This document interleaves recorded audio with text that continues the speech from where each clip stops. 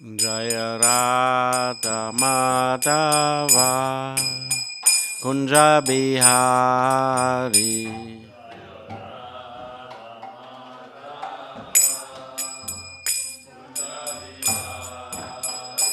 Jaya Radha Madhava Kunja Bihari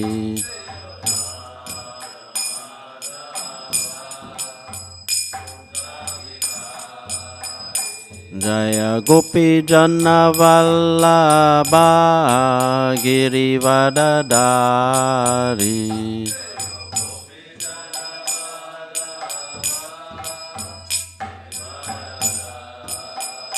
Jaya Gopi Jana Vallabha Girivardhari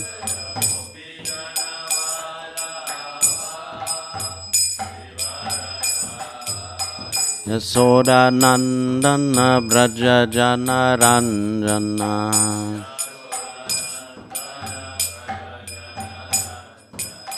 Yasoda Nandana Braja Jana Ranjana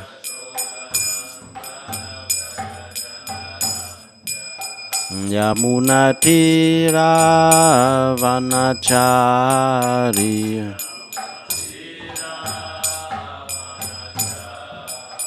Yamuna Tira Vanachari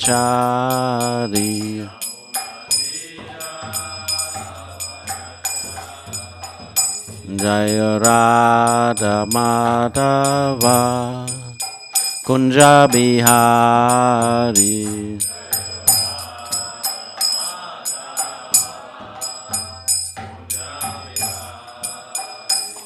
Hare Krishna, Hare Krishna, Krishna Krishna, Hare Hare, Hare Rama, Hare Rama, Rama Rama, Hare Hare.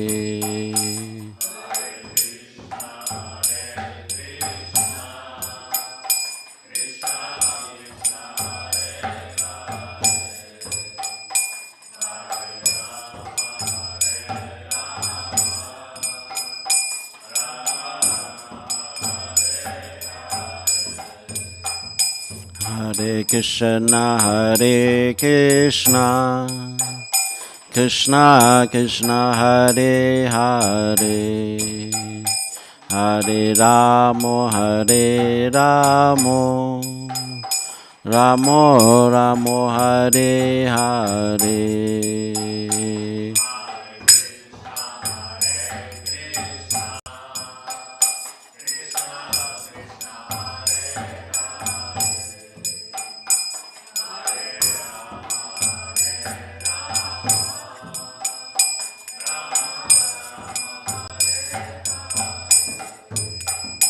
Hare Krishna, Hare Krishna, Krishna Krishna, Hare Hare, Hare Rama, Hare Rama, Rama Rama, Hare Hare.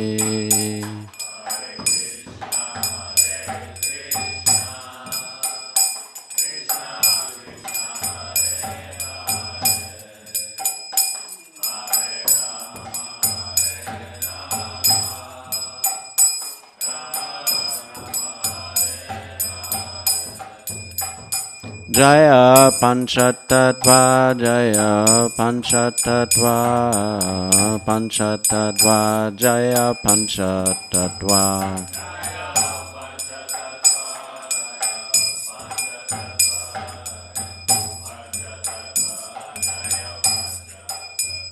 Jaya Prabhupada, Jaya Prabhupada, Prabhupada, Srila Prabhupada.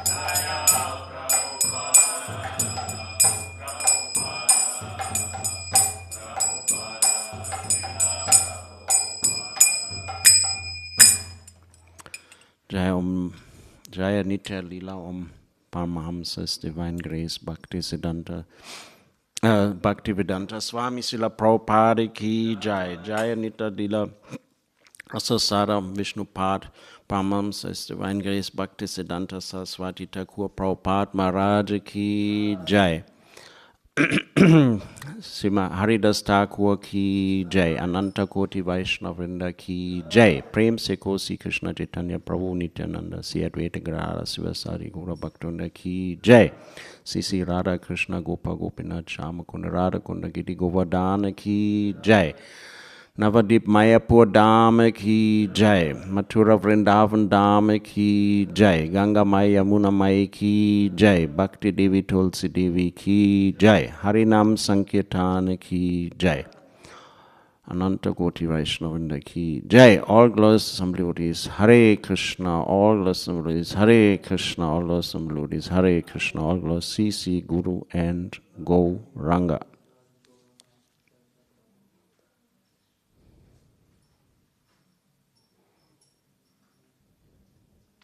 Narayamnam namaskrityam naram chaiva narotamam devim saraswatim vyasam tato jayam udarayat. Nasta prayesha bhatreshu nityam bhagavata sevaya bhagavati utama sloktiya bhaktiya bhavati naistaki. Krishnaya vasudevaya devaki nandanaya cha nanda gopa kumaraya govindaya namo namaha. Om Namo Bhagavate Vasudevaya. Om Namo Bhagavate Vasudevaya. Om Namo Bhagavate Vasudevaya. We are reading from Srimad Bhagavatam, Canto 9, the Liberation. And chapter is 11, Lord Ramachandra rules the world, and sloka is 6. Apratamnas tvam kim nu Bhagavan Bhuvaneshwaraha Yanno Nachar Hyadyam Visya Tamohamsi Svarochisa Apratam Nastvam Yimnu Bhagavan Bhuvaneshwaraha Janno Nanta Hridyam Visya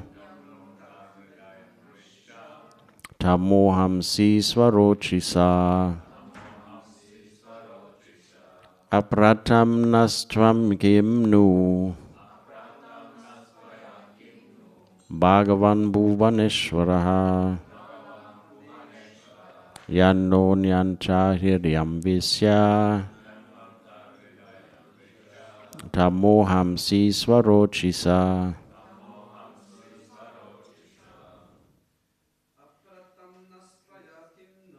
Apratam Nastaya Kimnu Bhagavan Bhuvaneshwara Tanyo Nacharyam Visya Tamohamsi Svarochisaha. Apratam Nasara Kimnu Bhagavatam Bhuvaneshwara Yanutam Tiryam Visya Tamohamsi Svarochisa. Ladies?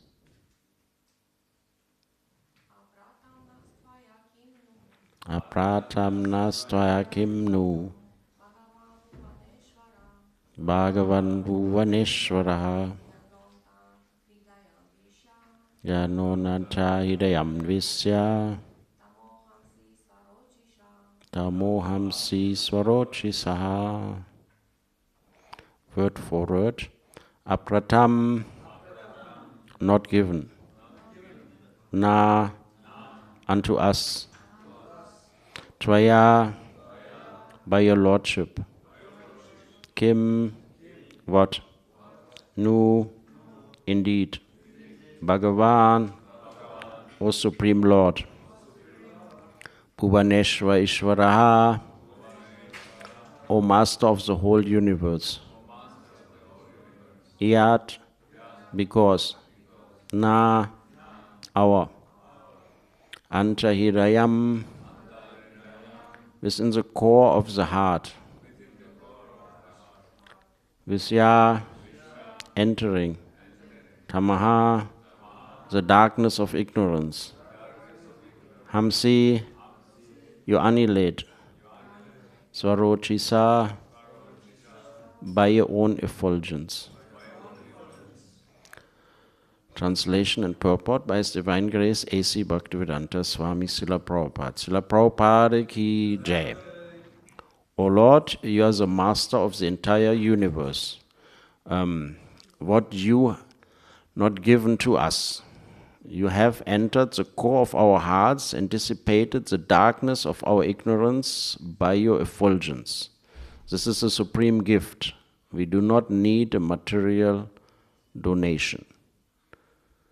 Purport. When Dhruva Maharaj was offered a benediction by the Supreme Personality of Godhead, he replied, O my Lord, I am fully satisfied. I do not need any material benediction. Similarly, when Prahlad Maharaj was offered a benediction by Lord Nishingadev, he also refused to accept it and instead declared that a devotee should not be like a varnik, a mercantile man who gives something in exchange for some profit. One who becomes a devotee for some material profit is not a pure devotee. Brahmanas are always enlightened by the Supreme Personality of Godhead within the heart. Savasyachaham hi sanivisyo matas varajanam apohamamcha.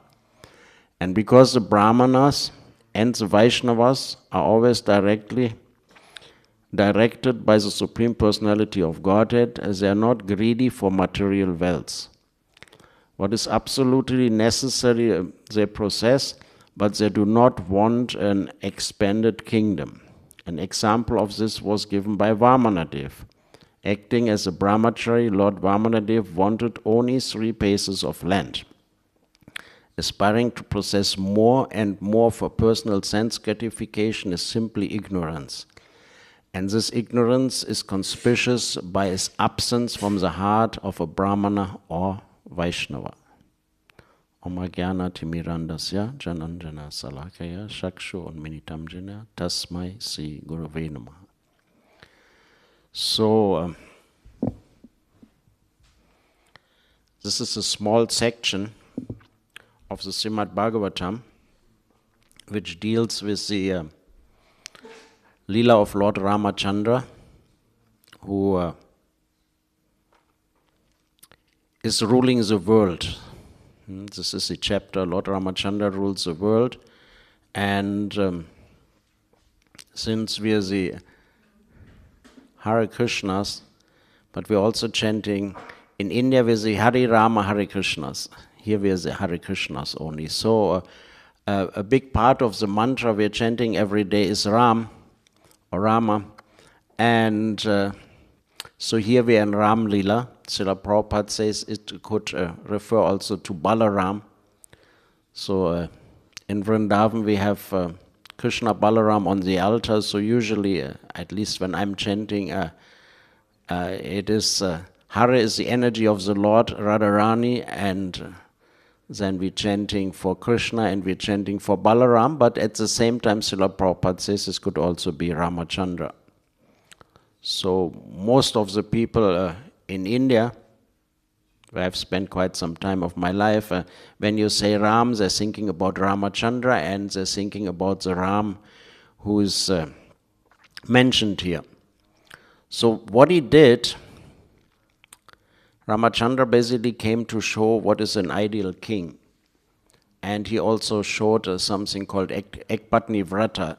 He had only one wife, which was very unusual for kings at the time. And we see the similarity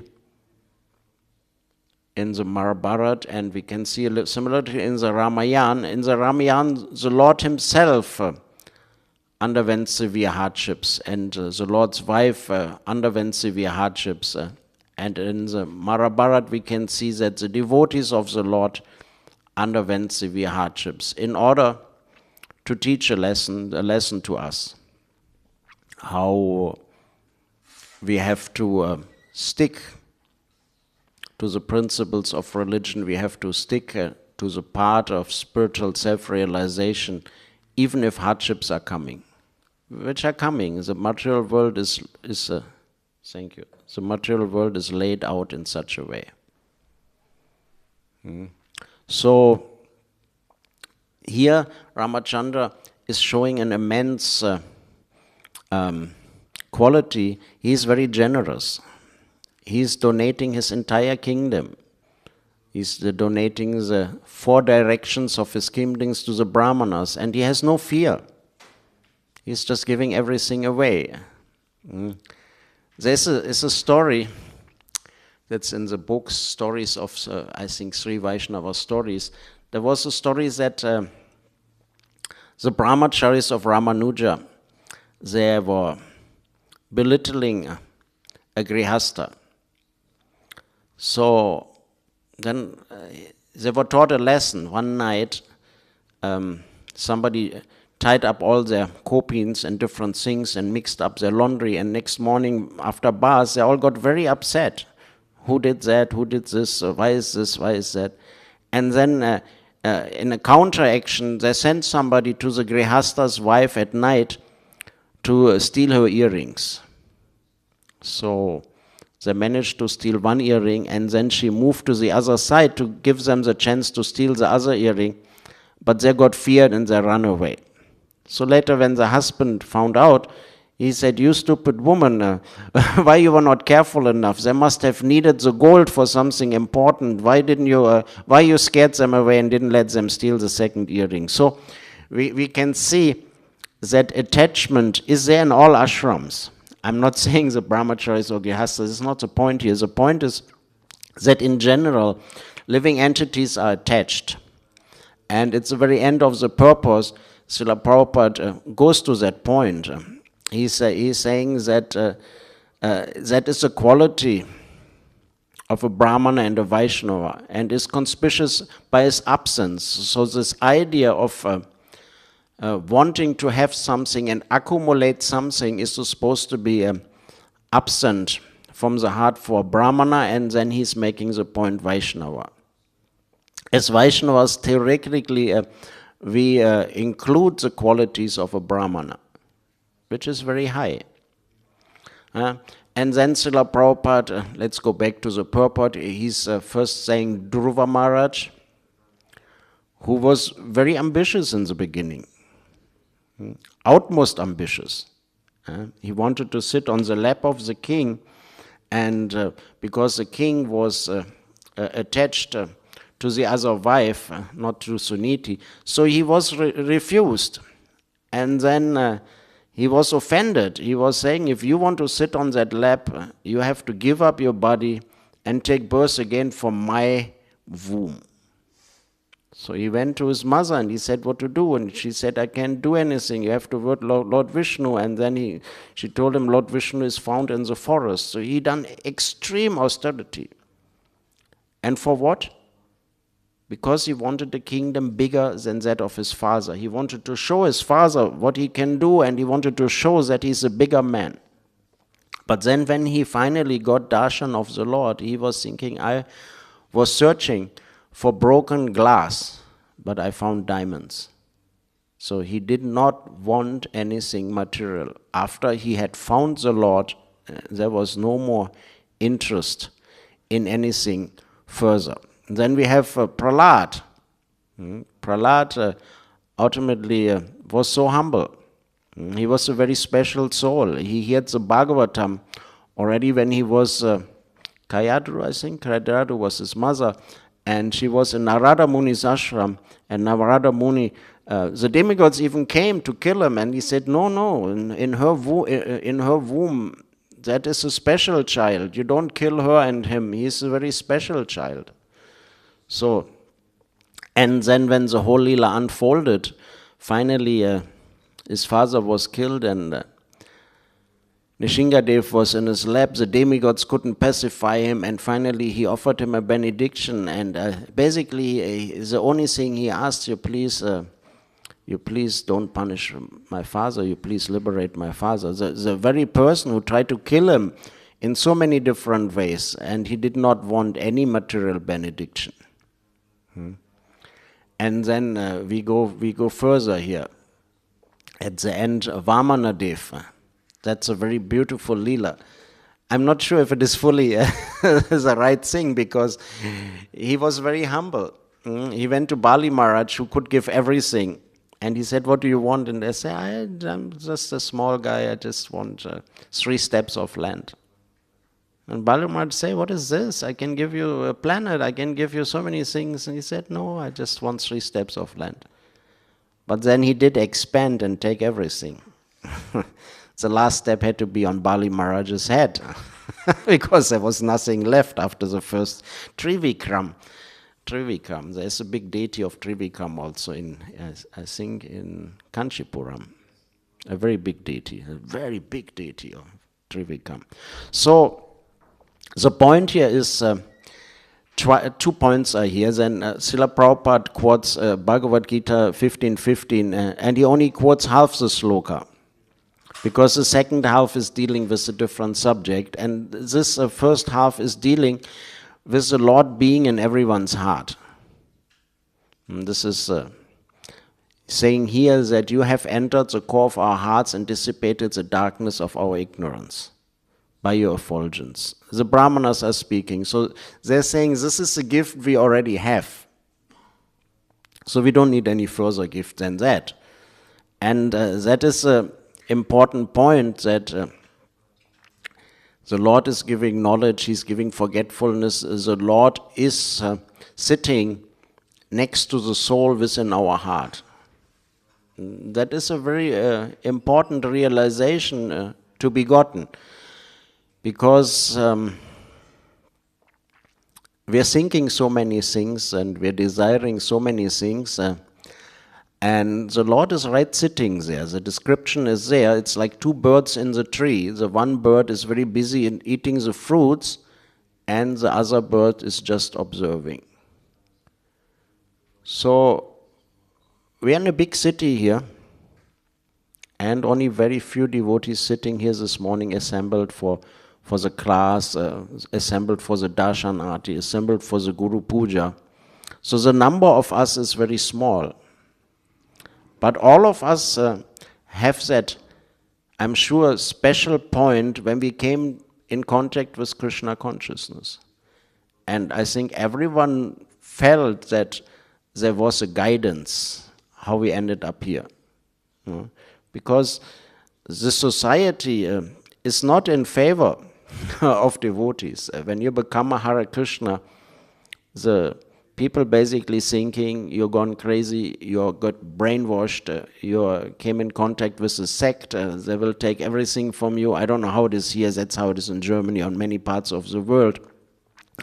So, what make us to come and join here? Because somewhere in the depth of our heart, due to pious activities, Bhaktivinoda Thakur describes that when the soul is unsatisfied with only his own sense gratification, he engages in pious activities. He wants to please others, and from that he gets Sukriti.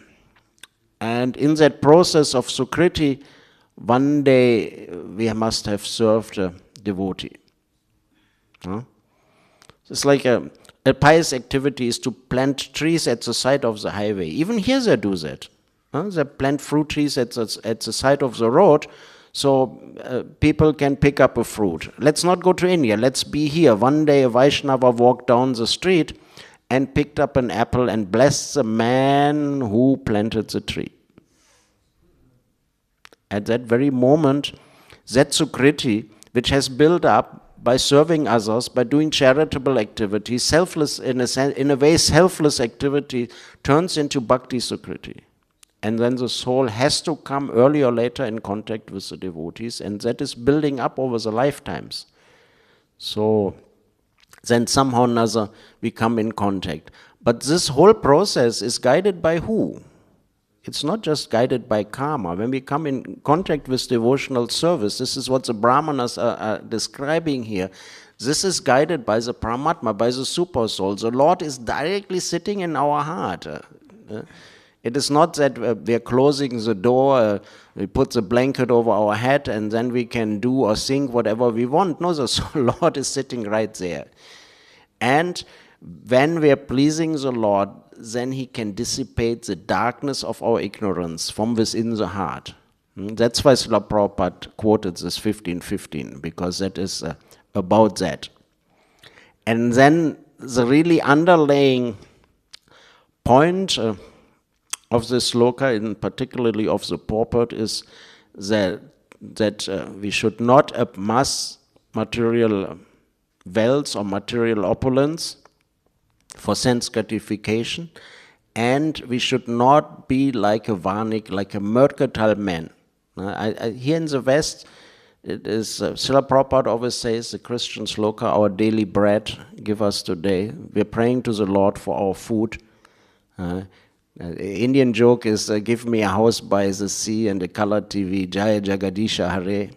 So in India it is very common. Demigod worship is very common, and the idea of I will go to the temple, I will give a donation, and I will praise for something material is very common.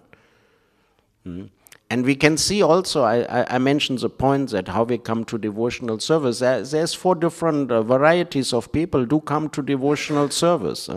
The actual fit candidate is only the one who's looking for the absolute truth. Some are coming because they're actually looking for material benefit, they're looking for knowledge, or they want to relieve from distress. So these 3 candidates are actually not bona fide candidates for coming for devotional service. But once we start devotional service, then technically, if we are doing the process properly, these 3 ideas will be removed, and we're looking for the absolute truth. If we don't do that, then when our distress is removed, then what is the need for devotional service? If our quest for knowledge is fulfilled, then what is the need of further devotional service? Or if we're looking for money and we became a devotee and we're becoming rich, then afterwards we don't need the Lord. But Krishna is also inspiring different people differently. In the temple in Vrindavan, we had the idea we wanted to make marble reliefs. I don't know if you have seen that. You know what is a marble inlay work? It's basically a picture made out of little semi-precious stones. So, and we ventured out to Rajasthan. That was very costly. Then we ended up in Agra. We ended up with 3 different vendors and given 3 examples. And this one man made it very nicely. And his price was very low. And he became more and more enthusiastic. And what happened is, after he had made this marble picture for our temple, his business had increased like anything. So Krishna convinced him that these devotees are good people because I've given them this marble picture and my business is flourishing. So different people have a different experience. So from within the heart, the Lord is giving what we need. But in general, the idea to turn the Lord into an order supplier is not good. The other day I read somewhere, can't remember exactly what it was about. It was, I think, also in the Bhagavatam, that mostly people, I think some spiritual master. Anyhow, the point was that most people, they never pray to God. But if they come in extreme distressful condition, where they can't save themselves and nobody else can save them, then, but only then they pray to God, when there is no other way. And then the second the stress is relieved, then they go back to life as normal. So we are here in the process, the whole idea of the process of devotional service, we're speaking about the Brahmanas here and the Vaishnavas, including the Brahmanas, is that we are not here for gaining or getting something from the Lord. We are here because we have understood as a spirit soul, as a Atma, our duty or our intrinsic service, our Sanatan Dharma is to serve the Lord. The difference between the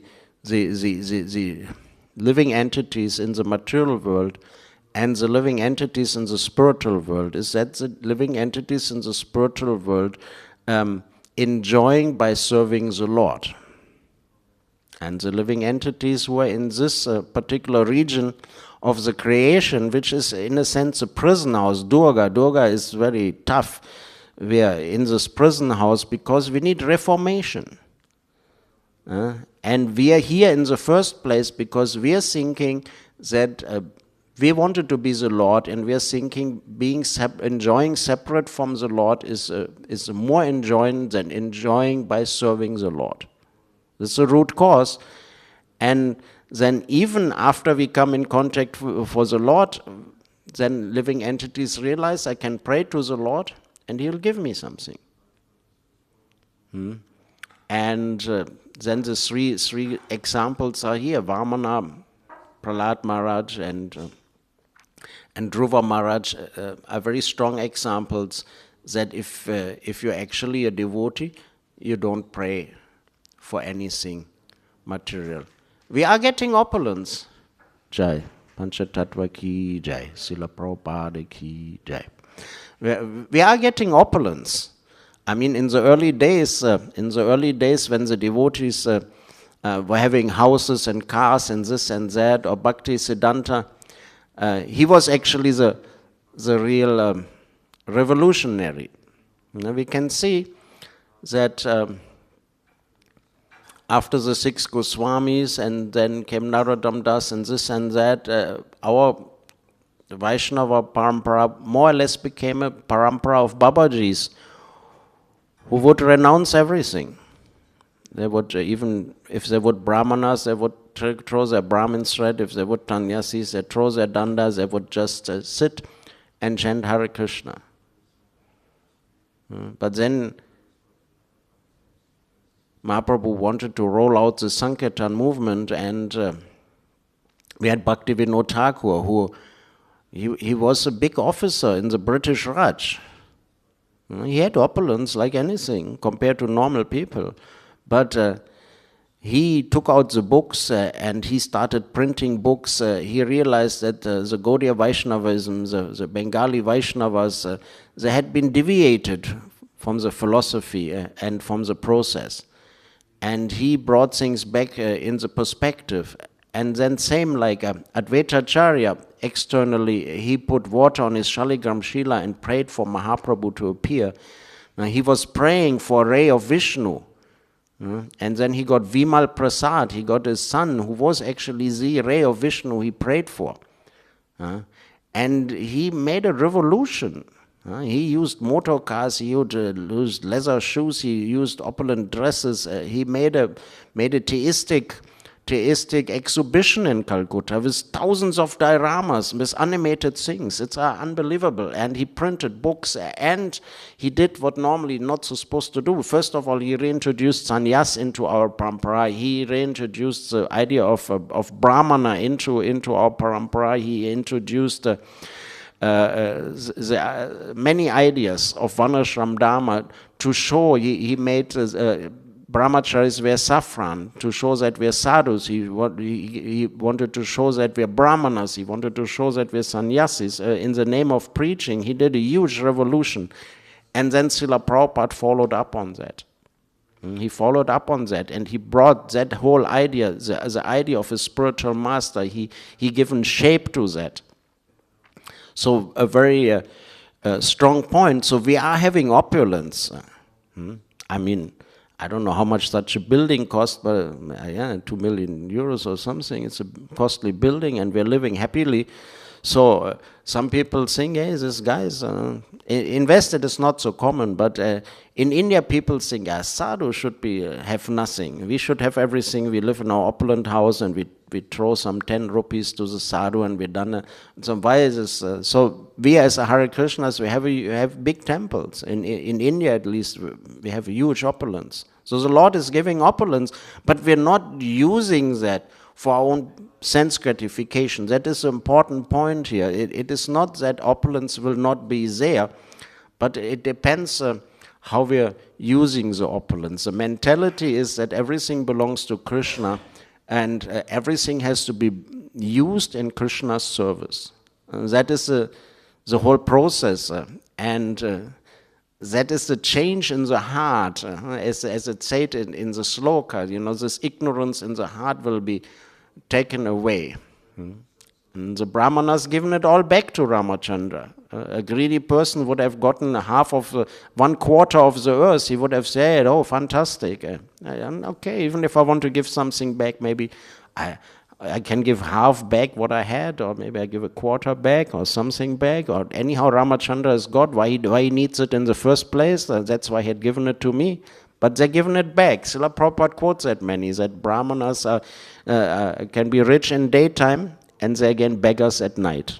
Because when they get something in charity, they distribute it to the needy people. They're not stick onto it. So it's a big thing to be a Brahmana, and it's a big thing to be a Vaishnava. So we are attempting to getting there. So I think at 45 I have to stop. I can keep a little going. I don't want to spread it out too long. So, Go Brahmana Hitaya Cha, I should say something. I'm the cow minister in India, so I should say something. The Lord is very fond of the Brahmanas, and he's very fond of the cows. So this is going directly hand in hand. So we have to do some endeavor to establish Varnashram Dharma. We have to do some endeavor to serve the cows. And in the original idea, Srila Prabhupada made it very clear that every city temple should have a farm. And the produce of the farm will be used for offering to Krishna, the milk and the ghee and the paneer. And the excess of that farm can be sold or can be used in our restaurants. So I'm very happy. I actually want to thank all of you for maintaining this temple and for having a nice Govinda's restaurant next door.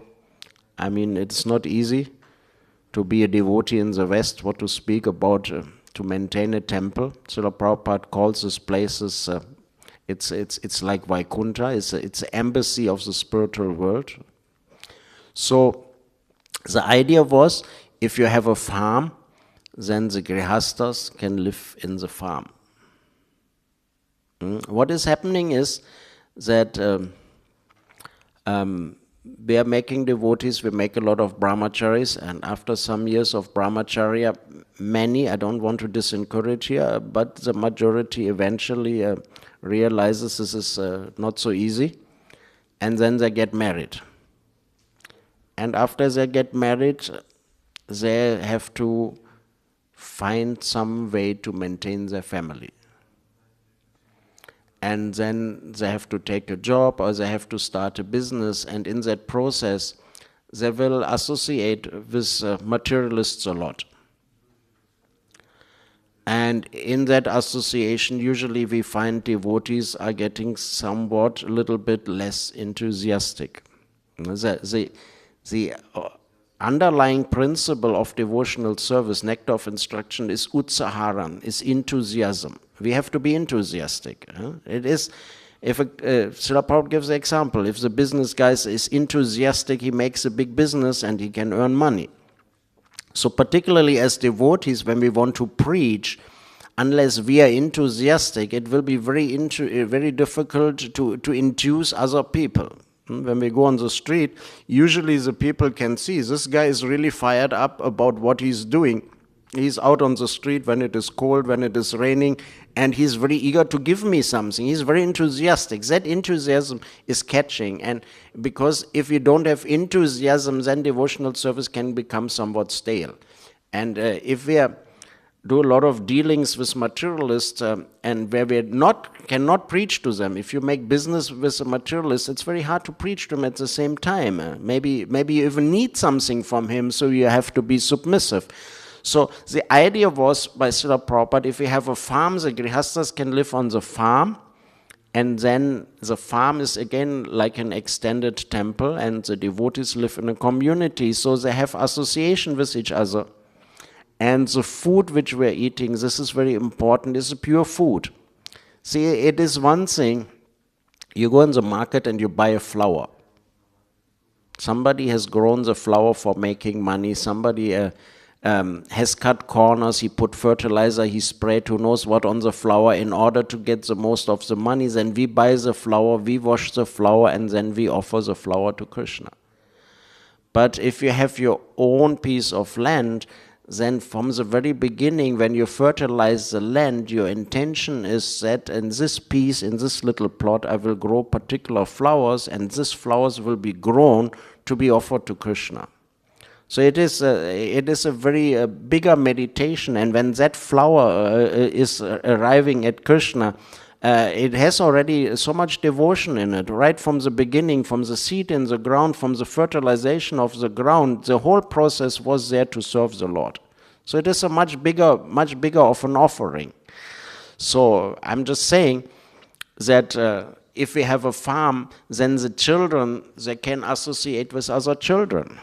The first thing is that we have to live outside, we have to have a business, we have to associate with materialists, but then the very aim of the Grihastha ashram is to get good children who also will become better devotees than ourselves. But then if we not have close association with other devotees, then we will have to send the children to the, what do you call it, kindergarten?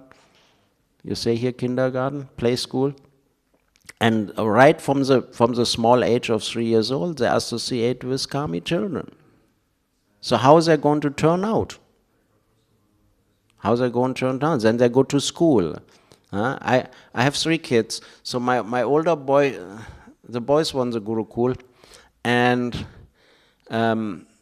then he was not fit for science subject, and the Gurukul was very focused. It wasn't really Gurukul in Vrindavan. It was more like a Hare-Krishna mission school, but they were wearing dhotis, they were playing Mridanga. So most of the kids were kamis. There was already some contamination, but then he wanted to change the course, and the Gurukul didn't have the course, so I sent him to an outside school.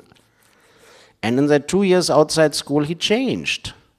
Obviously he changed, because if you're as a child, if you're in a group of 30 kids, and also 30 kids are thinking about what is the latest hairstyle, what is the latest music, what is the car to buy, there's so many things kids are thinking about. So obviously you don't want to be the sore stump sticking out, right? You want to integrate. That is the most normal thing. You want to be like the others. You don't want to be excluded by it. So what you have to do, you have to take the same thoughts as the others. And so our children at the end was supposed to light fire. The second generation was supposed to light the fire by mantras. That's what Srila Prabhupada said. So it's not happening. So why it is not happening? It is not because Srila Prabhupada was wrong. It's not that the process was wrong. It is that somewhere down the line we have taken a shortcut, or we have taken a wrong turn, and because we have taken the wrong turn, we ended up somewhere where we actually didn't want to go. That can happen too. You come to a junction and you're not careful, you didn't open Google Maps, and you just gone to the other direction, or you're thinking you know better than Google Guru. So you take the other direction and you ended up in a town where you didn't want to go. So that's why I'm saying, as a thing in general, there is a huge question mark, because Srila Prabhupada did say that 50% of my mission is fulfilled and 50% is left over. And I don't want to say that I'm the person who has a clue how we will do it, but there's a lot of thought about that. I can say here on the Vyasa some simple living and high thinking. I can say that.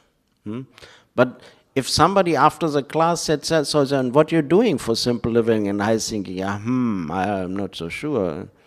Simple living, high thinking means that we're self-sufficient. And if you Google self-sufficiency, that means that you grow your own food in full. You have grains, and you have things where you can press oil from. You have subsidies. You grow your own spices. You grow on whatever you need. Then you're self-sufficient. And Srila Prabhupada stressed, and then you have to have a cow, and the cow gives milk. Again, we have to be careful. It's not that the cow is a machine which provides milk. But the cow is same like Tulsi. It's a very auspicious item which we should worship, but at the same time then she provides milk for the deities and ghee for the deities.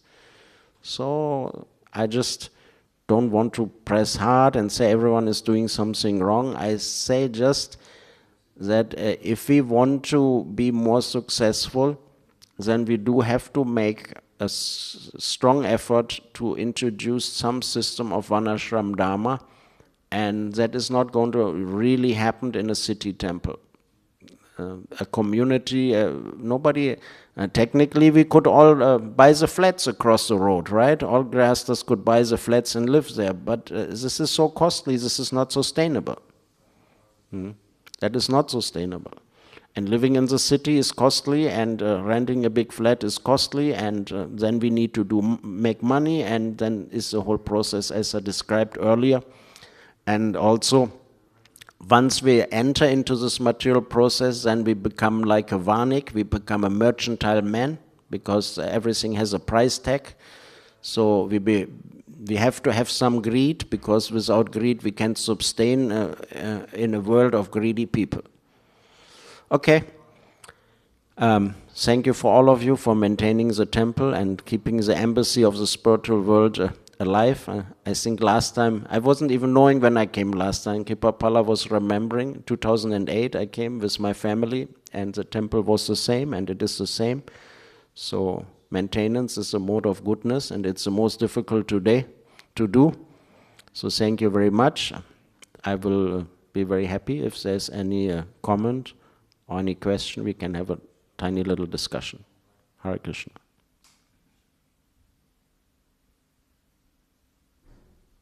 Yes, bro. Ananta, bro. Hare Krishna, dear Prabhu, thank you very much for your nice presentation. So regarding this one ashram attempts which we are trying to do in ISKCON, there are any examples in India how these projects can manifest? No. Or Vrindavan temple has something? Yes, I'm running as a Bhaktivedanta Swami eco farm, and yes, we're growing. We're making our own gur. We're growing mustard for making oil. We're growing wheat. We're growing rice. We're growing sabji. We're growing flowers. We have something good going, but devotees don't like to live on the farm, unfortunately.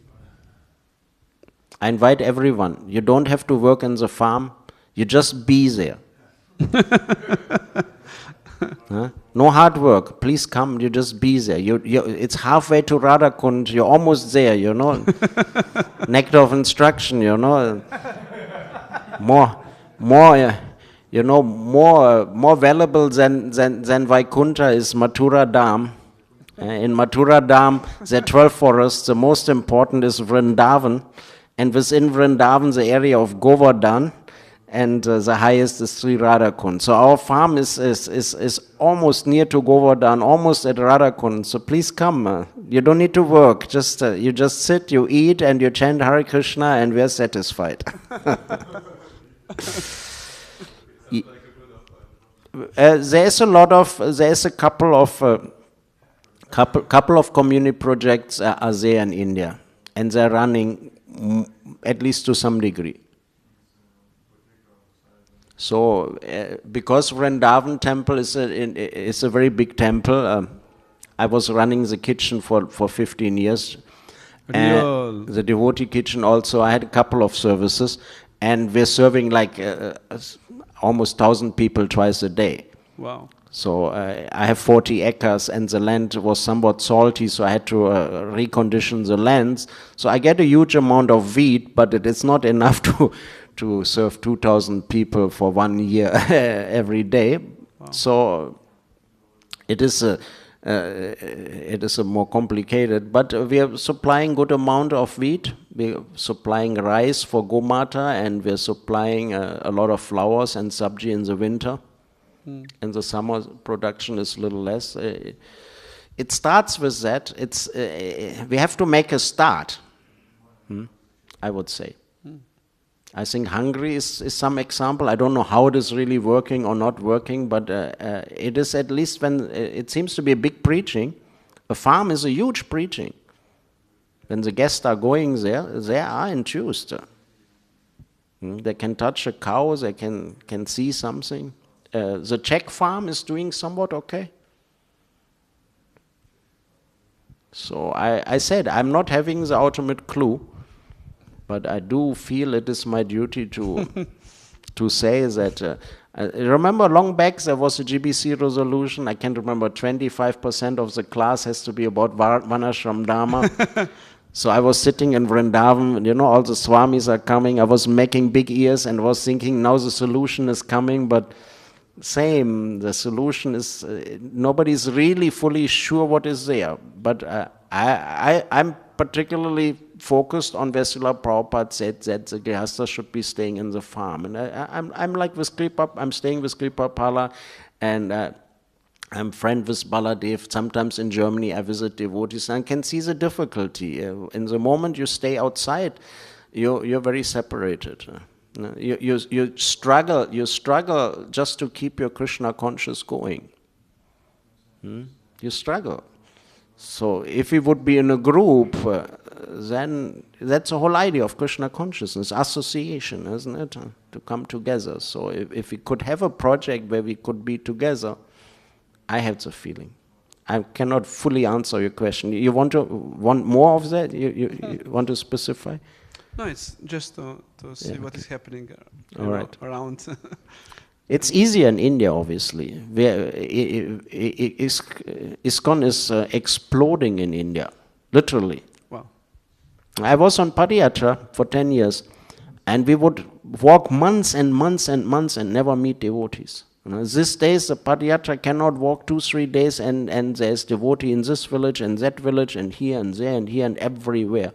We're constantly, I'm also part of the upper management, we're constantly passing new properties, this property, I get this property donated, this property, open this temple, the preaching center, gets upgraded and to extension centers get upgraded to full-fledged temples, deities get installed. I mean, it's really coming. And because we get a lot of financial support, because we're not the sect, we're not the weirdos, we are mainstream in a sense. They're thinking we're Hindus, and the general sadhu population is kind of going down, and the general propounders of religion in India, they're not getting newcomers. Huh? And we have a college preaching, and with that college preaching, lots of new devotees are joining who are educated, who are fired up, who have a lot of capability, intellectual as well as managerial. So it is easier there. Thank you for this encouraging news. Another question is related to another point which you mentioned, that in India now there is a general population, they want to see sadhus, like, having nothing, and temple having nothing. And that is, of course, that mechanism which is usually people, they don't, quote unquote, like to see opulence in the temples. Some part of the population. and they are not, what they have this, they have more than we do, and like that, this is kind of mentality is there. How do you deal this in India? If you deal at all, or you just ignore. Even maybe among our congregation, it's like maybe the similar mentality. How to deal with this kind of mentality? Or you have nice brahmacharis in the temple. Our brahmachari population in India also has changed. When I came to India, a brahmachari would have a costly watch, a Samsonite suitcase and a Sony Walkman, and he would go out for life membership. That is no more. Now the brahmacharis do book distribution and they study and give nice classes. So then the public is thinking, yes, even there's so much opulence, there's still nice celibate monks. Monks are living in the temple. And in general, as long as I feel that the deity is opulently worshipped, people like that in India. They like that. But yes, it's very easy to preach. I came with padayatra, and I think you also have padayatra here regularly. See, normally you go in a village and you would like to preach there. They will not listen you one word. But you come with a pair of bullocks and you come walking, and they're ready. Thinking, oh, these are nice people. Look, they're walking. They're simple. That works. Even here it works, isn't it? Right. I feel so. Yeah. So, mixed. Thank you. Hare-krishna. Yes, Prabhu.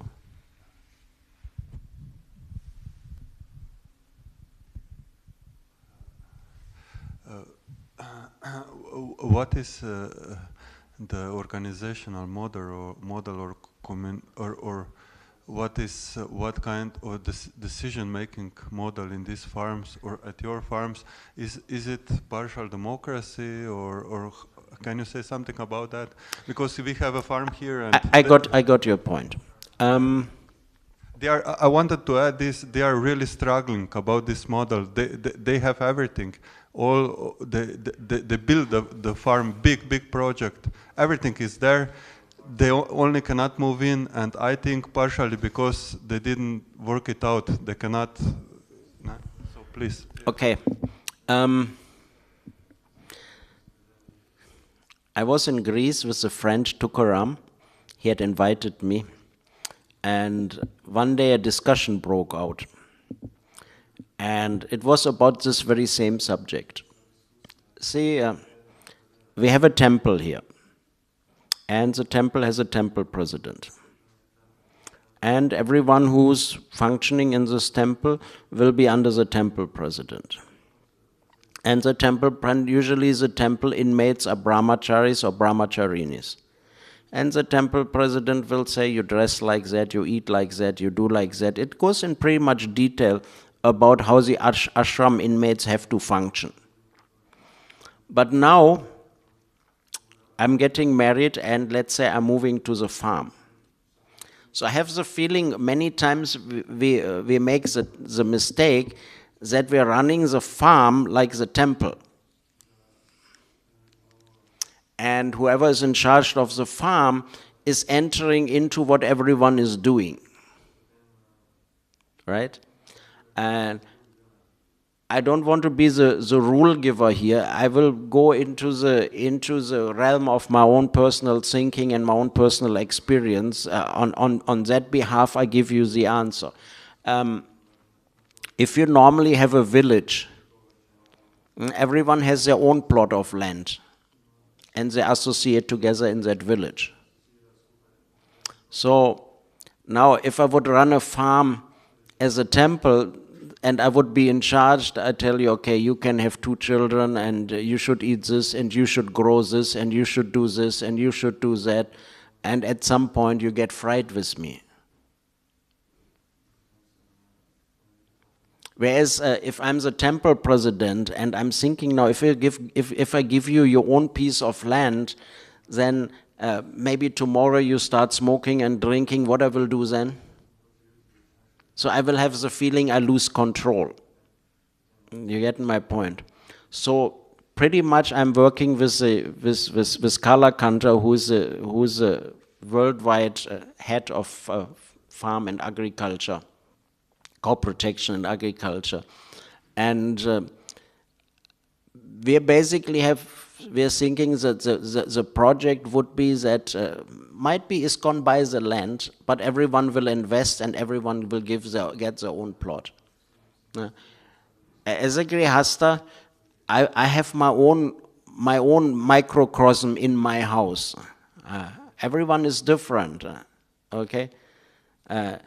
Some Grihastas don't want kids. Some Grihastas want 10 kids. Some Grihastas want to eat oats for breakfast and others eat pasta for breakfast. That is their business. And that has to be their business. But then as a community, what is it? As a community, we have to stick together. The temple has to be the center and everyone has to do some service. Because the farms which we run like a temple have not worked out. So far we have not gone anywhere. And it is a very great difficulty for ISKCON people who are thinking in the matter of controlling everything to give individuals within our project full independence. We have a great difficulty with doing that. And in India, we're working very hard because it is a legal difficulty also, because ISKCON buys a piece of land. Technically, I cannot give you a plot. But hey, I could lease you a plot for life or for 100 years. There are always ways to do that. I firmly believe that people have, a Grihasta has to have a certain amount of independence. So, that answer your question or you want more specific? We did have a thought process over this particular question, and that was amongst people who do that for quite some time. That is the end of our thought process. And Prabhupada also says, you have a acre of land, you have a cow, and you can live yourself.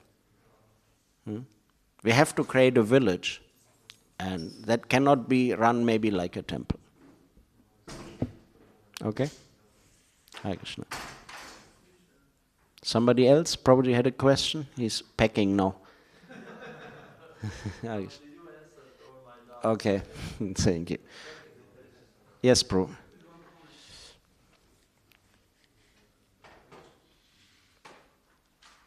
Hare Krishna. We had some discussion also with our GBC, His Holiness Paradana Swami, about this topic, and other devotees who are interested in this area. So one model which was interesting for me regarding create these foreign communities, there are usually the idea is that you have one community, big community, many devotees, like hundreds or maybe more. But another model which came to cross in this discussion was that maybe we have, especially in Sri Lanka, cannot get a big plot of land because it's a small country, very small patches. So one model which came across is that we have maybe many small, like 10, 15 devotees who are more compatible. Yes. They know like-minded. They are connected more, and maybe another place, another who are connected in different way. So this was quite interesting. Small is always good. Small problems, small things, small problems. Yes, you have a small temple.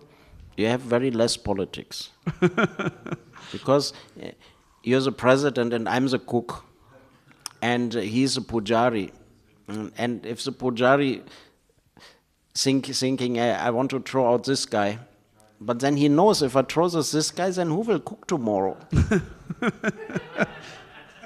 So he will restrain himself from thinking like that. Even he don't like me, he still thinks the guy is cooking and I like his food, so let it be.